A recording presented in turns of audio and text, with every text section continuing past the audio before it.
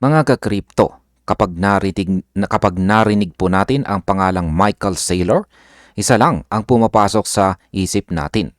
Ang taong hindi po natitinag sa kanyang paniniwala kay Bitcoin at ang kumpanya na parang ginawa para lang maghudol, strategy.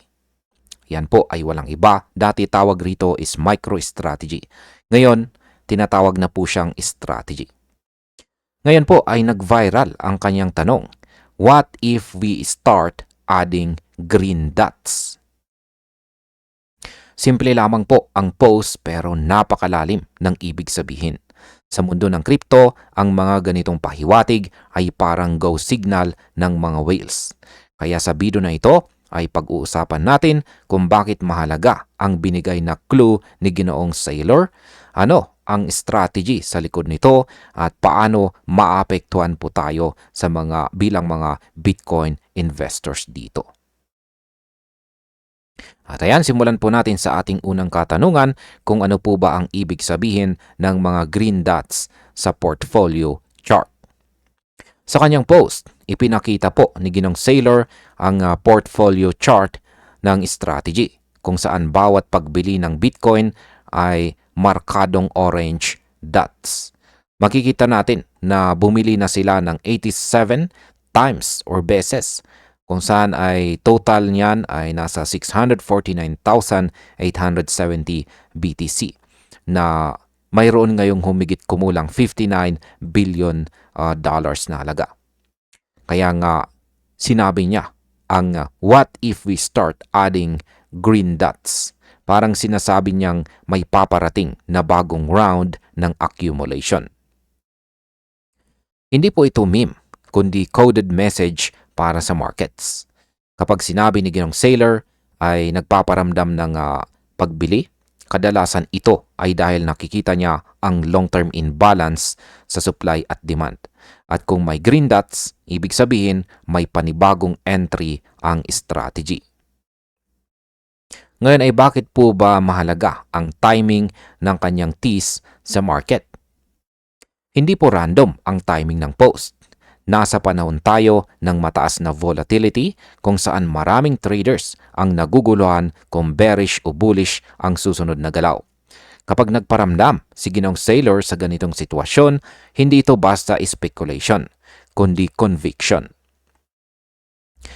Ang strategy ay kilala sa kanilang approach na buy regardless of market conditions. Ibig sabihin kahit tumataas o bumababa ang presyo, tuloy ang pag-accumulate.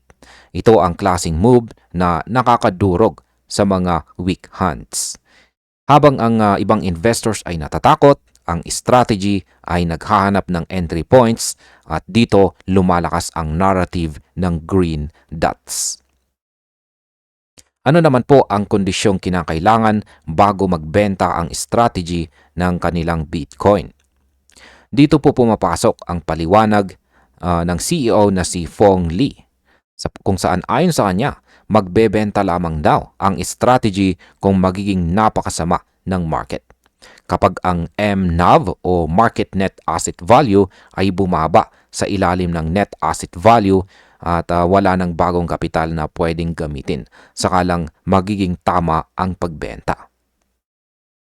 Sa madaling salita, hindi sila nagbebenta kapag nagpapanik ang retail. Nagbebenta po sila kapag ang environment ay structurally toxic. Ito ang dahilan kung bakit consistent ang mission ng strategy. Hodl for the long game. Sa kanilang pananaw, si Bitcoin ay hindi trading vehicle, kundi reserve asset. Paano po sila kumikita at bakit nila kayang hawakan ang Bitcoin ng matagal? May obligasyon ang strategy na magbayad ng humigit kumulang 750 million hanggang 800 million dollars kada taon para sa preferred shared dividends.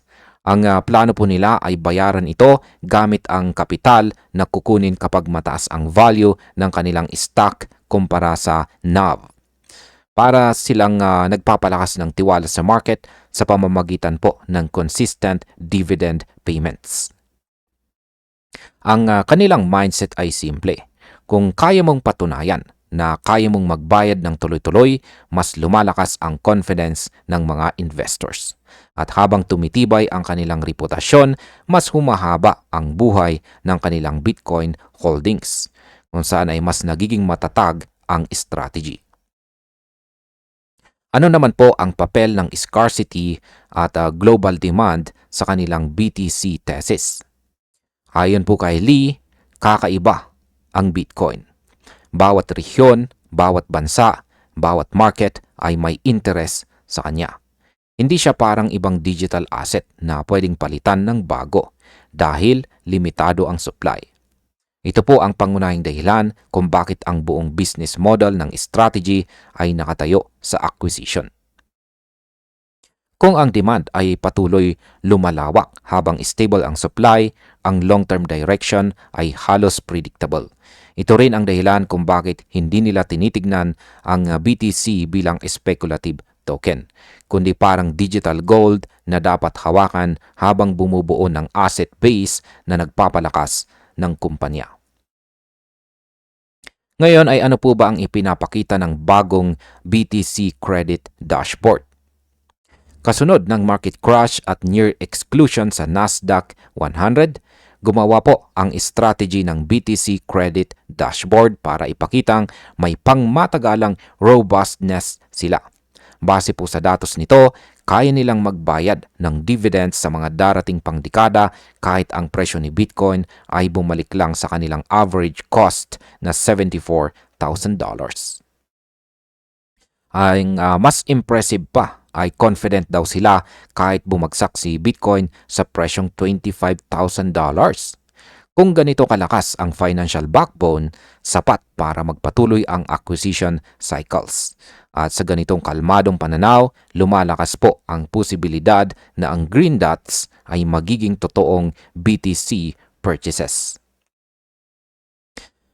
Ngayon ay ano po ba ang market impact kung magpatuloy ang green dot accumulation? Kapag ang strategy ay muling bumili, hindi lang ito simpleng whale trade. Ito ay signal sa buong institutional landscape. Ang bawat pagbili po nila ay nagbabawas sa available BTC circulation, habang pinapalakas ang narrative na ang tunay na demand ay nasa mga long-term investors. Kung dumating ang bagong wave ng purchases, maaaring magkaroon po ng liquidity tightening. Mas sensitibo ang presyo sa kahit kaunting demand surge. Para po sa atin na nag-iipon ng Bitcoin, ang tanong ay hindi kung kailan tataas ang presyo, kundi kung handa ba tayong sumakay sa trend bago magmarka ulit ang mga green dots. At bilang panghuli ay ano naman ang aking masasabi tungkol dito. Kung pakikinggan po natin si Ginong Saylor, hindi niya pinipilit ang market. Binibigyan niya lamang po ng clue ang mga taong marunong magbasa ng signals. Hindi ito simpleng hype tweet. Ito ay pahiwatig ng tao na buong buhay ay ibinuhos kay Bitcoin. Kung magdadagdag nga sila ng green dots, ibig sabihin ang conviction ay buhay at hindi po natitinag sa volatility. At para sa akin, habang tumitindi ang institutional game, ang tunay na galaw ay nasa mga taong handang mag-accumulate sa red candles at magtiwala sa scarcity. At ayan, hanggang dito na lamang po tayo sa video na ito mga ka-crypto. Maraming salamat sa panonood.